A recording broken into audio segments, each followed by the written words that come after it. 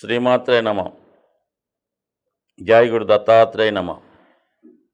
ఈ వీడియోలో మనం మిథున రాశి వారు అదృష్టవంతులుగా మారాలంటే ఏ నియమాలు పాటించాలి, ఏ జాగ్రత్తలు తీసుకోవాలి అన్న విషయాన్ని మనం ఈ వీడియోలో పరిశీలించే ప్రయత్నం చేద్దాం.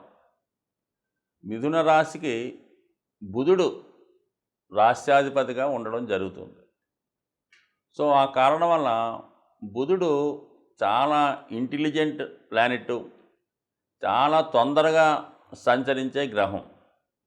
అలాగే వీళ్ళు ఈ బుధగ్రహం ఏ రాశితో కలిస్తే, అంటే ఏ గ్రహంతో కలిస్తే ఆ గ్రహ ఫలితాలు ఇవ్వడం జరుగుతుంది.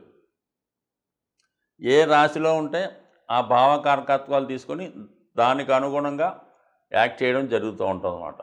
అందువలన ఏంటంటే ఈ బుధుడు రాష్ట్రాధిపతిగా కలిగినటువంటి ఈ మిథున రాశి వారు అనేక రకాల ఆలోచనలు చేస్తూ ఉంటారు. అంటే ముందుగా వీళ్ళు రాబోయే భవిష్యత్తుని ముందుగా ఊహిస్తూ ఉంటారు అన్నమాట.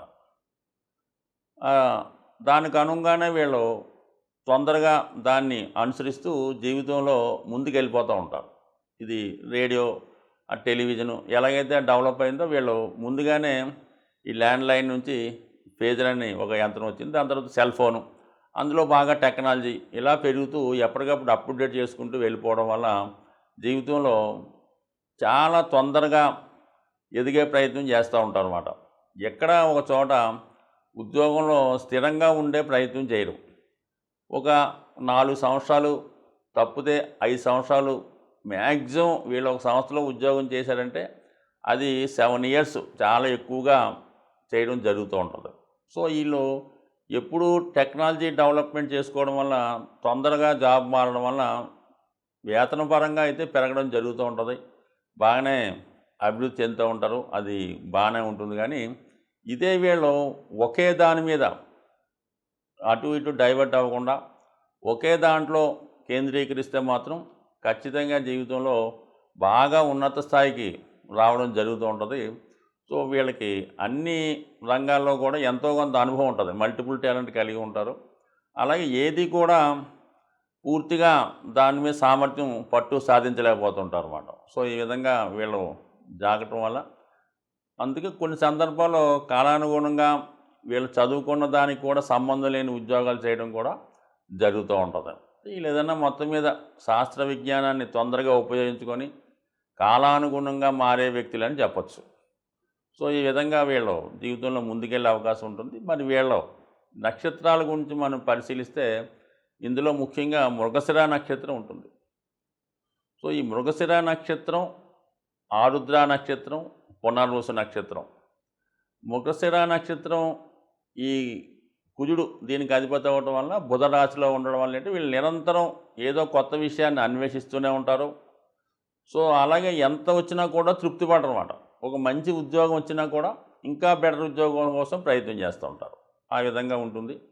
ఇంకా ఆరుద్ర నక్షత్రం అన్నది చాలా మల్టిపుల్ టాలెంట్ కలిగి ఉంటారు అన్నమాట. ఈ ఆరుద్ర నక్షత్రంలో జన్మించిన వాళ్ళు అలాగే ఏంటంటే వీళ్ళు త్యాగ గుణాన్ని ఎక్కువగా కలిగి ఉండడం వల్ల ఏదన్నా ఒక సంస్థలో పని చేస్తున్నప్పుడు ఆ సంస్థ ఏమాత్రం వీక్గా ఉన్నా, అభివృద్ధికరంగా లేదనిపించినా ఇమీడియట్గా ఆ సంస్థని విడిచిపెట్టి వేరే సంస్థలోకి మారిపోవడం కూడా జరుగుతూ ఉంటుంది. సో అయితే వీళ్ళు సంపాదించిన ధనాన్ని సద్వినియోగం చేస్తూ ఉంటారు, కానీ ఎక్కువగా స్థాయికి మించో రాబోయే ఆదాయాన్ని ముందుగానే ఊహిస్తూ ఎక్కువ ఇన్వెస్ట్మెంటు, ఎక్కువ ఖర్చు చేయడం వల్ల ఏదైనా అనుకోని విపత్కర పరిస్థితులు వచ్చినప్పుడు ఆర్థిక పరంగా చాలా సతమతం అవడం జరుగుతూ ఉంటుంది. అంటే ఫైనాన్షియల్ ప్లానింగు కొన్ని సందర్భాల్లో కరెక్ట్గా లేదని చెప్పొచ్చు. అందుకని వీళ్ళ జీవితంలో భవిష్యత్తులో మనకి లక్షల కోట్లు వస్తాయని ఊహించుకోకుండా ముందుగా ప్రస్తుతం ఉన్నటువంటి జీతానికి అనుగుణంగా బడ్జెట్ ప్లాన్ చేసుకుంటే రాబోయే సమయంలో ఇబ్బంది పడకుండా చాలా సజావుగా సాగే అవకాశం ఉంటుంది. కాబట్టి వీళ్ళు ఉన్నదాన్ని ప్రస్తుత ప్రజెంట్నే చూసుకోవాలి తప్ప మరి ఫ్యూచర్లో వచ్చేదాన్ని ముందుగా ఖర్చు పెట్టకుండా చూసుకుంటే మంచిది. సో ఏదైనా మొత్తం మీద వీళ్ళు ఎంత కష్టాన్నైనా ఎటువంటి విపత్తునైనా ఎదుర్కొనే శక్తి ఈ ఆరుద్ర నక్షత్ర జాతకులు ఉంటుంది. అయితే జీవితంలో ఖచ్చితంగా ఒక స్ట్రగుల్సమ్ పీరియడ్ చూడడం జరుగుతూ ఉంటుంది. మధ్యలో ఒకసారి అనుకోకుండా జాబ్ పోవడం, కొన్నాళ్ళ పాటు ఉద్యోగం లేకుండా ఉండడం.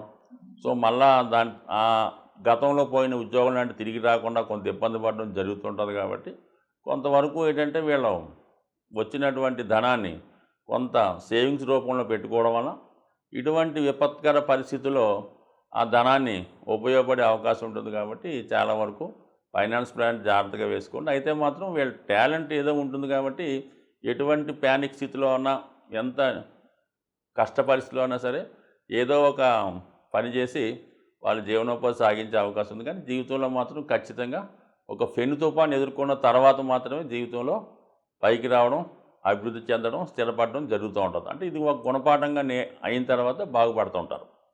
ఇక పునర్వసు నక్షత్ర జాతకులు అయితే సాధారణంగా ఫస్ట్ నుంచి కూడా జాగ్రత్తగానే జీవితంలో ముందుకెళ్తుంటారు. అంటే పునర్వసు అంటే గురువు దానికి అధిపతి, దశానాథుడు, అలాగే బుధుడు యొక్క రాశి. కాబట్టి మంచి విద్య, మంచి టాలెంట్ ఉన్నప్పుడు కూడా బిగినింగ్ ఆఫ్ ది లైఫ్లో దానికి తగినట్టుగా ఉద్యోగాన్ని సంపాదించలేకపోతుంటారు. సో ఈ కారణం వల్ల ఏదో వస్తుంది ఎదురు చూస్తూ జీవితంలో ఎడ్యుకేషన్ అయిన తర్వాత కొంత టైం వేస్ట్ అవ్వడం, దాని తర్వాత ఆటోమేటిక్గా చిన్న స్థాయిలో ప్రవేశించి వీళ్ళకి నాలెడ్జు, మంచి తెలివితేటలు ఉండడం వల్ల ఏ సంస్థలో అయితే ప్రవేశిస్తారో ఆటోమేటిక్గా ఆ సంస్థలోనే చాలా ఉన్నత స్థాయికి రావడం, వీళ్ళతో పాటు ఆ సంస్థను కూడా పైకి తీసుకురావడం అనేది చాలా తొందరగా జరుగుతూ ఉంటుంది.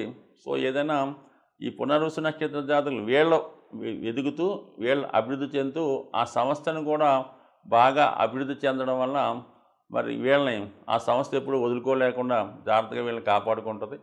ఏదైనా పునర్వసు నక్షత్ర జాతకులు బిగినింగ్లో ఇబ్బంది పడినా తర్వాత చాలా జీవితంలో మంచి అభివృద్ధి సాధిస్తారు.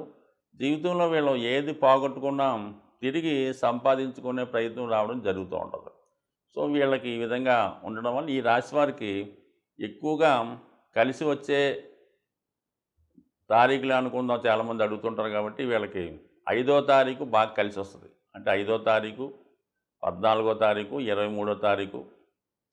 అలాగే వీళ్ళకి ఆకుపచ్చ రంగు, లైట్ బ్లూ కలరు చాలా కలిసి వస్తుంటుంది. ఎక్కువగా వీళ్ళకి స్వదేశం కన్నా విదేశ ఉద్యోగాలు చాలా బాగుంటాయి.